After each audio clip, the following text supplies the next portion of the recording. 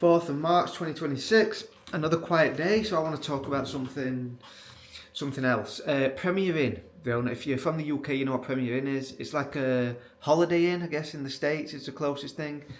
And it's like a chain of cheapish hotels all around the country. So whatever city you go to in the UK, there's usually a Premier Inn. And it's just a basic room. They actually do a decent breakfast. I've stayed in them various times in London when I've been visiting, or in other cities when I've been for various reasons, whether it's for work, jiu-jitsu thing. Premier Inn's always a good place to stay. And I've also had friends who have come and visit Sheffield and they've stayed in the Premier Inn there. And they've cut, if I read this correctly, 4,000 jobs they've slashed. And they're saying the reason for this is because the government have increased the national insurance for employees. It used to be a lot lower, now it's 15%. So if you create a job, you pay 15% on top of the salary that goes to HMRC straight away. Then obviously of their wage, a big percentage of that goes to HMRC as well. So it's just another tax that they sneak on. They make out like it's for employers and for businesses, but obviously every business passes its costs on to the customer or its employees by sacking 4,000 of them. So I'm going to list it more. So their costs have jumped up by a third due to the increase in taxes. A third. And apparently businesses now, there's a lot more businesses in the UK that are on the edge of collapse.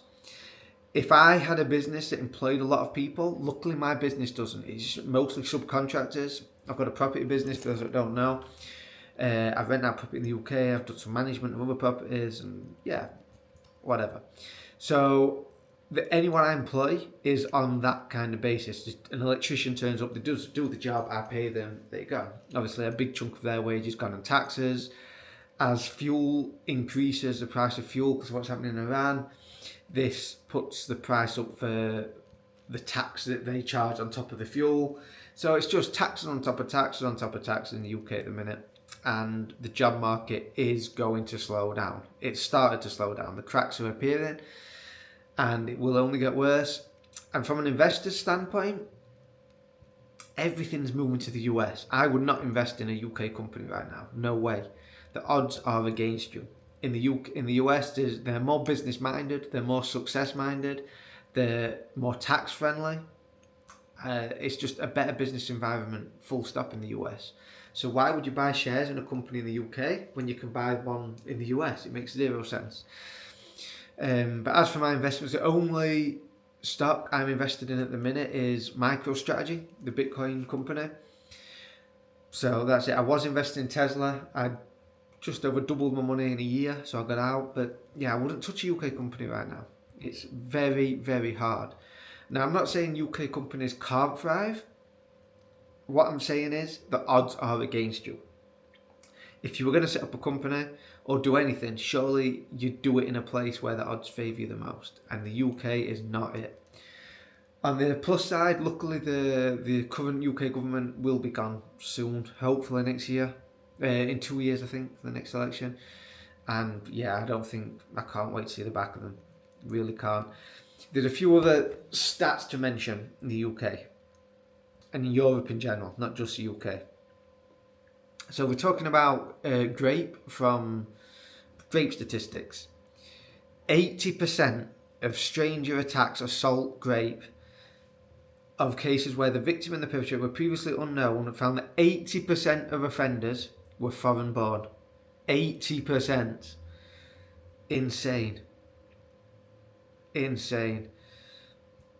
Foreign nationals make up in total between 11 and 18% of the population and are responsible for over 26% of the grape cases. It's mental. So between that, the business cycle, how it's collapsing, business falling, jobs going, I think Labour should be done the next election. Crazy. Some analysis indicate that between 41 and 47% of individuals charged with sexual offences in London were foreign nationals. Insane. Absolutely insane. I can't believe that this has been allowed to happen for so long. I really can't. But I think we're at the point where we're at tipping point where people have had enough. People have had enough of the cost of living, the increased danger on the streets, the immigration policies, taxes. I think people have had enough. So yeah, as for me, for my day, I went to the gym, did some work at home on the computer, nothing exciting. Dana had to edit a video, and we're planning to do a street interview tomorrow. We're going to La Moneda, the palace, so we'll hopefully get a good bit of content there. So, but yeah, just another quiet day, not spending money, relaxing. This is another thing. These days, when we're working, we're not spending any money, so we have to have these days because that's what the budget allows for. But yeah, I'm going to leave that there, and I will post this and post another one tomorrow.